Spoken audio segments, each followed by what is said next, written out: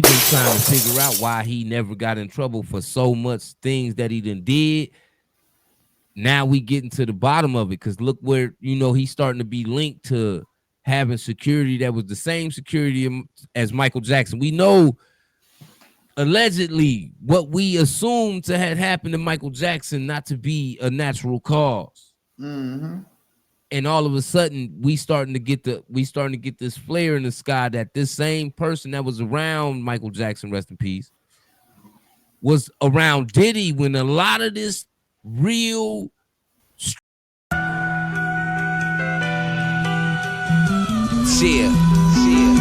Got my nigga Cheese in this bitch.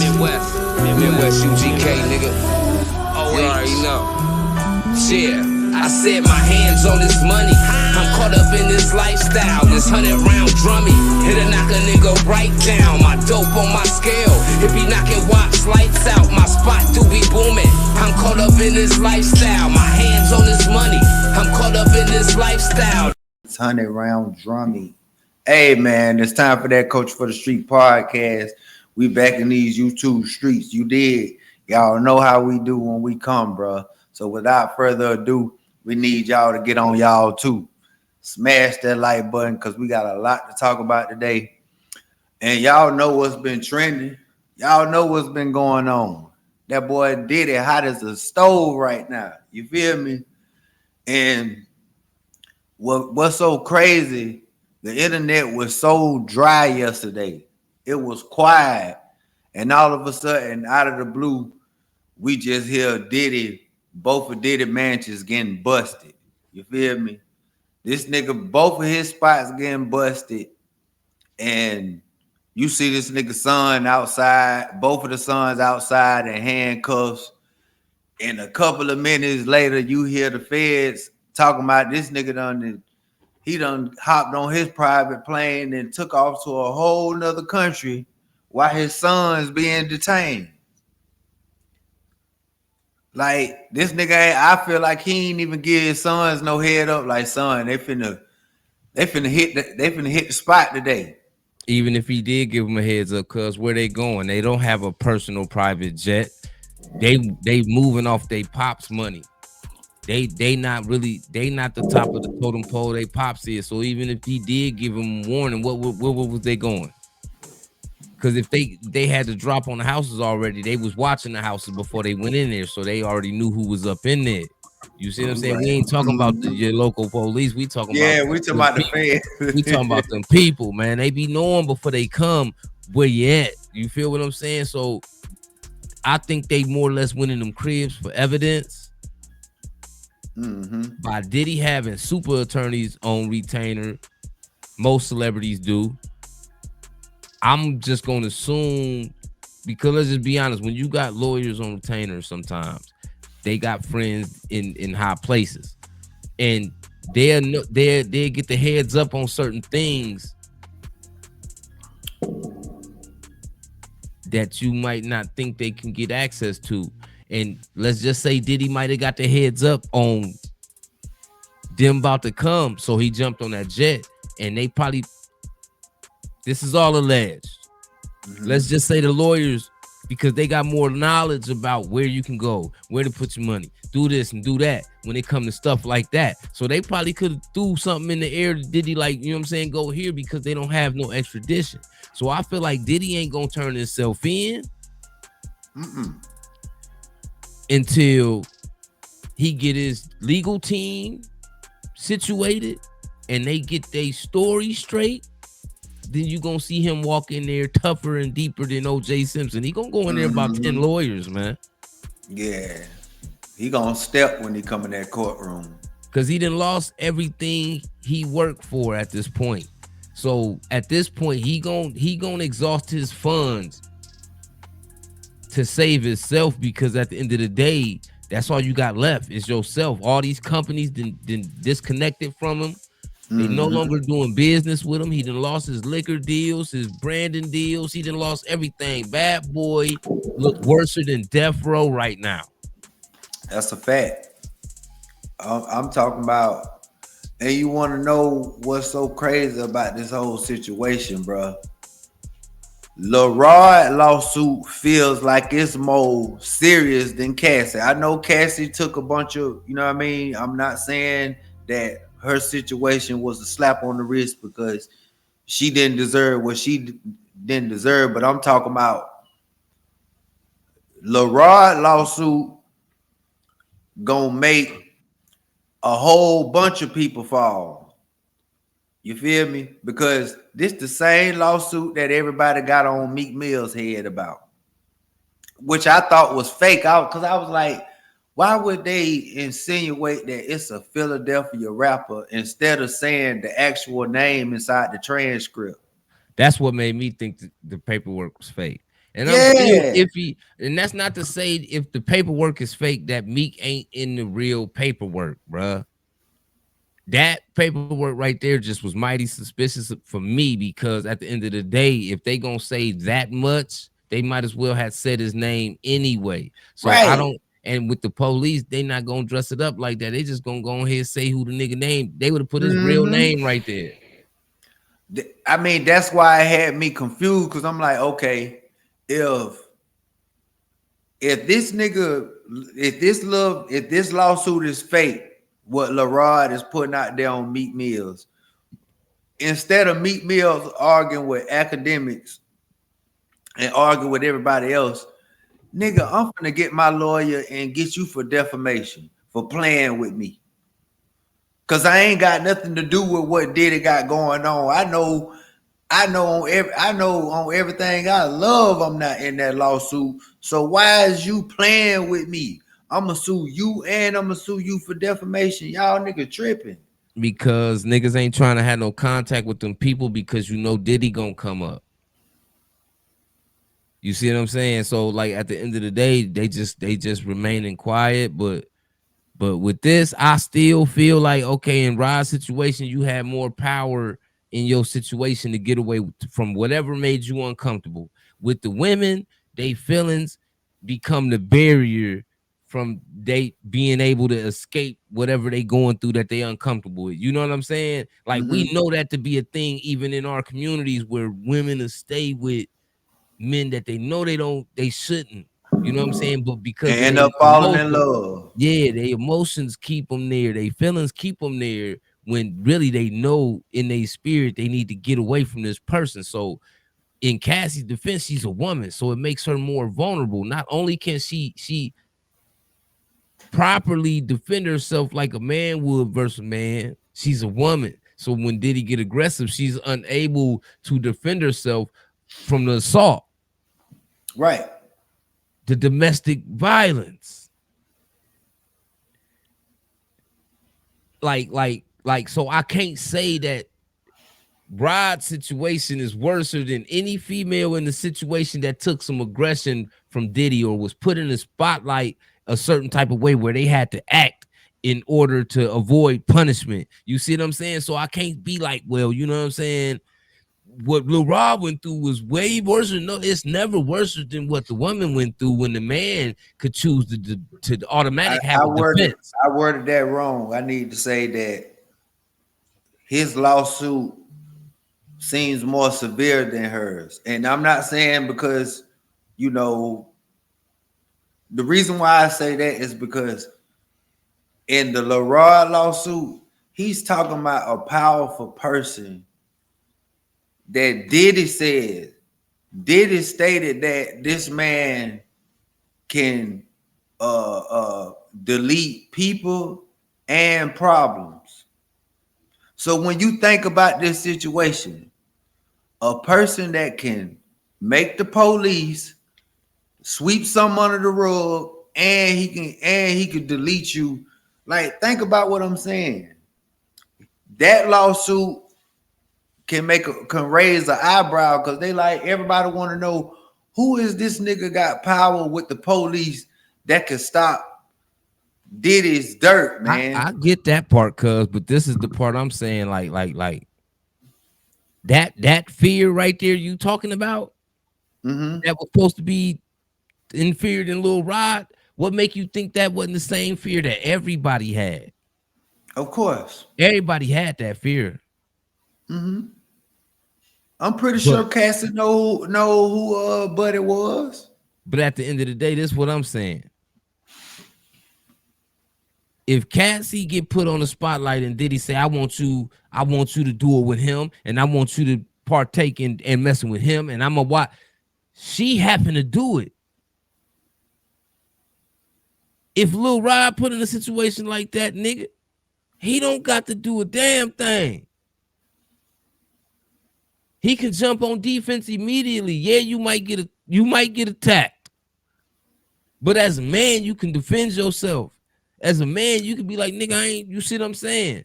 Mm-hmm. As a woman, she emotionally tied, so she feel like I don't want to disappoint my man. And then secondly, she know it's something that come with disobeying Diddy. So she'll do it. So certain things that would play out for Cassie and any other female that had to go through any emotional trauma, physical trauma as well, I don't think it's the same for Lil Rod. I don't think Lil Rod getting put in a situation where they're like, nigga, they got the bed surrounded and they like, nigga, you gonna sleep with that person right there, or we gonna get on your bumper about it. You see what I'm saying? I don't think that was like the case for him. I think he was put in situations where he just was overly intoxicated and you did things that you might not have wanted to do, and now you're trying to make it seem like Diddy put you in a situation to where you had to do some of these things. I'm not gonna say he didn't see a lot, but me personally, if I'm a producer, a security, any nigga in Diddy staff, as a man with principles, I'm not doing nothing that I don't want to do because I don't feel like it's right. Can't no nigga make me do that. So at the end of the day, some of these people have fought for participating because you really had a choice. You just trying to make it seem like you didn't have no choice then. But some of these people had a choice. Like some of these women might not have had no choice. You getting picked up on the bus, dropped off on the bus. That's how you leaving, right? Mm-hmm. They gonna go with a lot of things. But what's the men excuse for real? For being on these cameras and these platforms crying out like Cassie and the rest of these females about some things that you shouldn't have went through just like they did. It's the way you is saying it is mind blowing. No Diddy. But cause ain't nobody thinking like that. They just like, well, shit, Lil Rod accusing Diddy and Lil Kevin accusing Diddy and Lil Sammy accusing. But they not understanding, like, we gon' not the kids. We talking about the grown men. Right. Lil Rod was grown. But what make his so severe, he got receipts of niggas that been shot inside Diddy house. And he got receipts, and he also got receipts of young girls at the party. So he, you know what I mean? He got some nice receipts that them people. He done seen some stuff. Yeah, and not to mention, you know, he said that he went to one party, they spiked this drink, woke up, a butt naked employee was in his was beside him. The next time, Diddy was in the bed with him. You feel me? So, and when you go, stop right there real quick, before you continue. I'm gonna let you get right back to that. But now you got to ask yourself: the first time he woke up in the bed with somebody, right? Mm-hmm. That was an uncomfortable event for him. So how does it end up being a second time, and then you wake up in the bed with Diddy? You get what I'm saying? That's continuing going to the parties. He participated. Yeah. I mean, put it like how this. How many times you gonna black out in the bed and wake up with somebody different every time, and it's somebody else's fault? No, nigga, if you coherent. Answer this question now. How you think Diddy will feel if none of his employees is at his parties? Like he looking like why? Oh shit, Okay, Mafia that's a here. good question, You cuz know what I mean? Why, like why that's he a ain't? It's a question mark. Like let me call him. Like everybody's here. The food here. We got Blase Squaze. Like nigga, what's up with you? You you feel me? absolutely right. You absolutely right. So it's like They put in a position because they work for Diddy. But at the end of the day, exactly. if the So situation ain't right and you know it's not right, if you continue to participate, if you continue to be the bartender girl that walks around and give everybody a drink and throw a pill in the drink, nigga, you participating. So don't cry and say Diddy, Diddy, Diddy, Diddy. Now, when you kept taking them Diddy checks, you participating every check, every payment you receive for what you participated in or your contribution to the events, nigga, was you partaking in the situations that occur during them events. So some of these people shouldn't be crying Diddy because they wasn't forced. now they said this inside the lawsuit. It said all employees around Diddy, from the butlers to the chefs to the housekeepers, were required to walk around with pouches or fanny packs full of coke, marijuana, ecstasies, gummies, so Diddy would have immediate access to whatever he wanted in the lawsuit.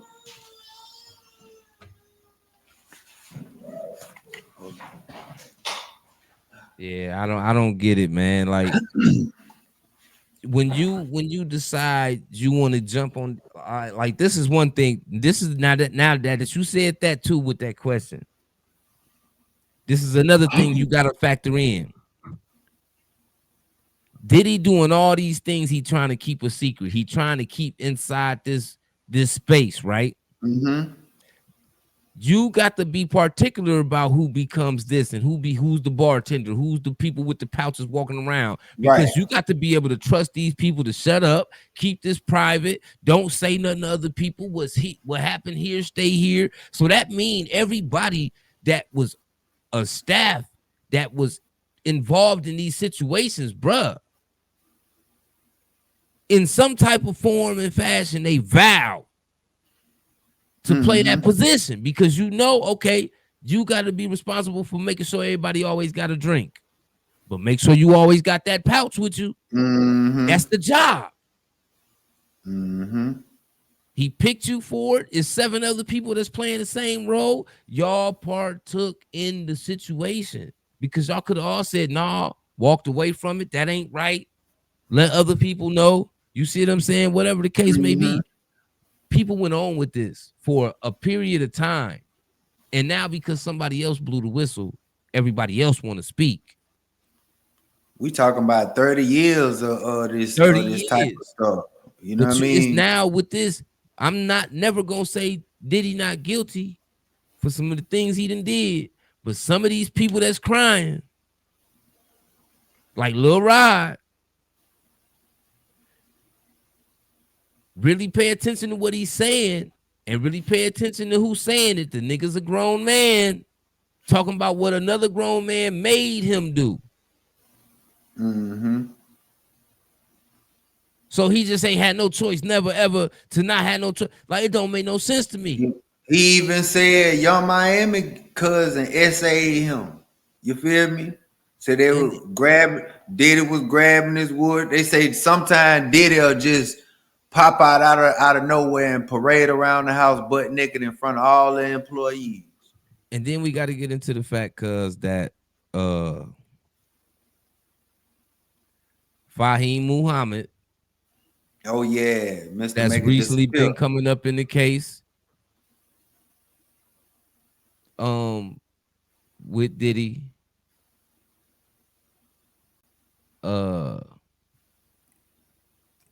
This is like with Death Row.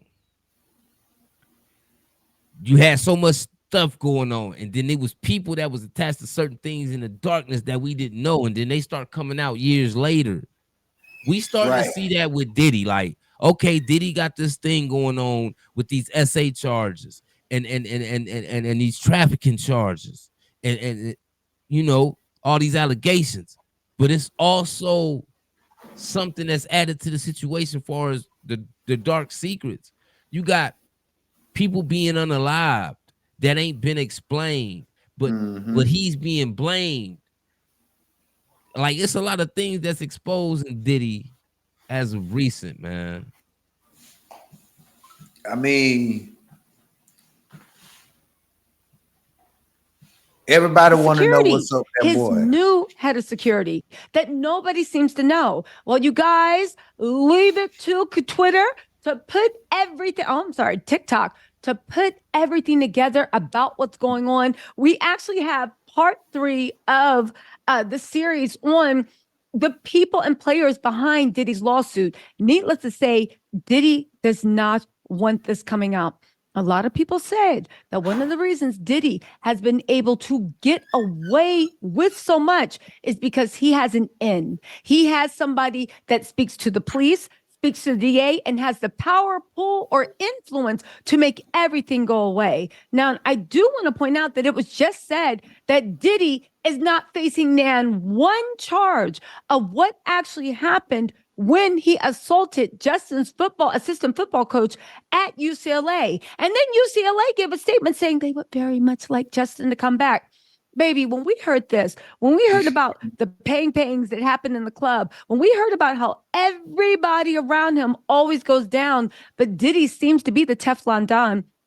And when we talk about how Cassie and everybody feared for their lives, but yet just couldn't leave, everybody was wondering what was that force holding Diddy's evil empire, if you can believe the rumors, together. Well, baby, listen to this, the meet me after the jump, because Diddy's head of security is on blast and they are taking aim on him in the new lawsuit. And this is what everybody overlooked. Let's get into this. I'll see y'all after the jump.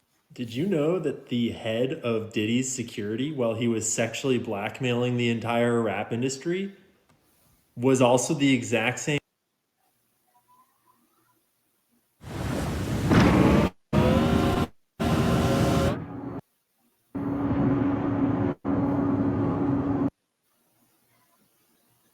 guy that was the head of Michael Jackson's security when he died? This is no joke. Some smart people in the comments section pointed this out to me. This is from Diddy's lawsuit. This is his head of security, Fahim Muhammad. And Mr. Combs, P. Diddy, made it clear that his... Now, see, they getting right to it in the video about what you were saying. About Diddy being linked to a nigga on the inside that could pull them strings to keep them the heat from off of Diddy. Now you see what I'm saying when I said his lawsuit is an eyebrow raiser more than Cassie, because if you got power to call the DA and all them people to get things swept away, you're a bad motherfucker, bro. And it explains we've been trying to figure out why he never got in trouble for so much things that he done did. Now we getting to the bottom of it, because look where, he's starting to be linked to having security that was the same security as Michael Jackson. We know allegedly what we assumed to have happened to Michael Jackson not to be a natural cause. And all of a sudden we starting to get this flare in the sky that this same person that was around Michael Jackson, rest in peace, was around Diddy when a lot of this real street stuff was going on, when a lot of real stuff with people was going on, bro.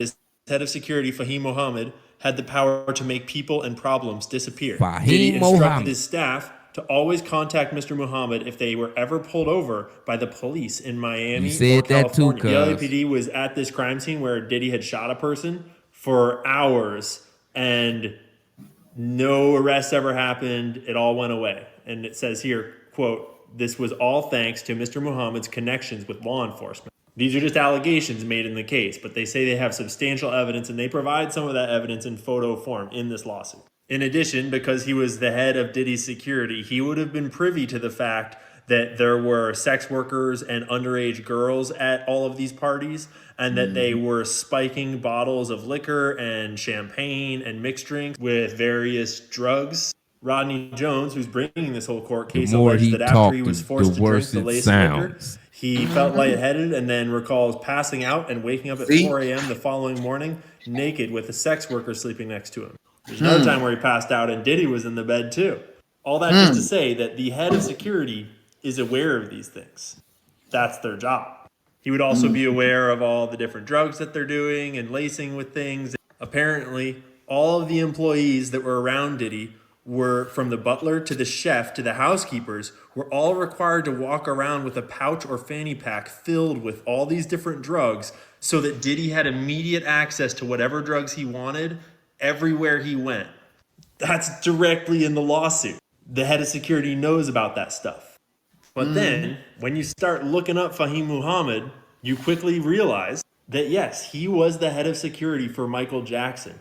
This is a picture from him testifying in court about Michael Jackson's death. And when you listen to that testimony, you discover that he was the second person on the scene. He says that when he entered the room, the doctor was there, apparently trying to give CPR to what looked like a dead Michael Jackson, and then Jackson's two kids arrived in the door and were sobbing and crying. But when you look deeper, it gets even weirder. This is his bio from his investment management company called Oasis. It's a real estate investment company, where it says that he founded Elite Transportation and Security Services, and then he grew that company into a multi-million-dollar business, which currently has several exclusive security contracts with A-list clients like Diddy. But when you look up Elite Transportation and Security Services LLC, you get a really different picture. It was founded in 2016, apparently has 5 official employees, and is estimated to make $248,000 a year in revenue. Multi-million-dollar business? Multiple exclusive contracts? You can cut it from right there. I told you. See, made that nigga sound like a cold. They made him sound like a businessman, but they made him sound like a cold savage on behind the scenes. Because not only is you okay, they alleging that you was around for a lot of dirt Diddy did, but it looked like you got these businesses that you estimating to do these numbers that on paper don't say that you doing these numbers. So that shows something else about you too, that you not only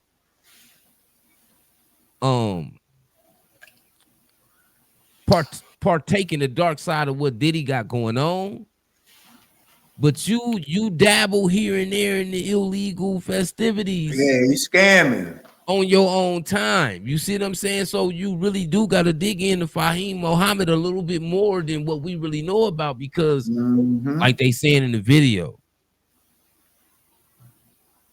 even his presence at the scene of Michael Jackson being unalive is questionable. Then him being around Diddy and everything they got going on becomes questionable. Kim Porter is questionable. Kim Porter. You know what I mean? You feel me? That's what I said. It's questionable. That's why I say Cassie lawsuit. Now, I mean, it's a severe lawsuit, but when you look at this LaRod case, it's gonna take your brain here, there, because you like, how in the world is a nigga got this much power to call them white folks and tell them, hey man, we need you to sweep this up on the road. You feel me? The same way as the mob had their hands in the inside. Money. But you would think that a white person would have the resources before a black person, because we talking about two regions. How really, when it ain't no different than Fonnie Willis. She got in position to put somebody that didn't fit the position in position because she had that position. To control two regions, Miami and Los Angeles, bro. That's a lot of shoes. When you the police everywhere. You right. You see what I'm saying? You right. I forgot all about that. When you the police, bro, you the police everywhere. You right. That badge means something. And for Fahim Muhammad, it just showed you that he wasn't a local policeman. He was a big He was dog. he was a big dog. He made moves and he had factors in other regions. He wasn't no regular policeman. So we looking at this nigga just because he black, like, oh, what did he had this man? How was he able to? Nigga, it's decorated black folks in the police world. Yeah. All through that, it's police sergeants, police captains, police Fact. commissioners, all over. Man, look. I tell you what, the Diddy series documentary gonna be so lit when this is all over, man. This gonna be bigger than big. Diddy done messed up, bro. Yeah, he messed up. Now And on his to the kids next. Now gotta suffer too. we got to talk about. Okay, Gillie the kid got exposed for dissing Charleston White. You feel me? Some dude ended up reaching out to Gillie on something, and they had Charleston White label on it, and did it hit? I mean, not did it, but Gillie hit him in the DM like, "The F you saying me, this nigga junk for this nigga nobody. He wasn't nothing in his 20s, 30s, and now he in his 40s. He want to start calling real niggas out. So once that message got back to Charleston White, y'all know he took it the Turned disrespect. up. He took it to a whole nother level, and a lot of people are saying, "Oh, Charleston White, he took it too wrong." Like Charleston White, how you feel about it? You feel like is it fair game, or how you feel, cuz? If a nigga ain't talking about your family, I never see a legitimate reason for you to talk about their family. It be stuff I'm going through in the streets. I ain't gonna talk about your dead people. You feel what I'm That's a saying? fact. That's whole shit. That's just a different energy, you know what I'm saying, that I ain't trying to bring toward myself. You feel me? So with Charleston White, I understand why he do it, because he doing it for the likes, for the gain, the retention. He gonna get all of that when he go at these people and they respond. So I get why he doing it. But my nigga, at this point, you a big enough brand, your name hold enough weight in the social media world that you could say so many things without saying that. Yeah. And not to get off subject, that same sign he was holding up, I take pride in that sign because my kids got this for me on Father's Day. That's what's Like up, bro. literally like 2 years ago, we was already in motion with the Hard. podcast. You see what I'm saying? That's So hard. like I don't understand what he doing when it come to that, because we all love our children.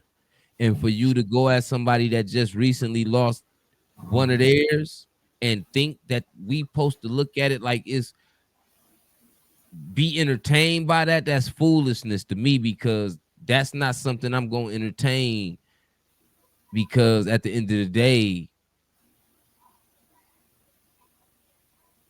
that hit home a little bit different when you get to talking about people that ain't here no more, you know what I'm saying? And especially for some likes and some views, you feel me? And you got more polish, he got more polish. I feel like Charleston got way more polish than that to even have to resort to even that type of stuff, bro.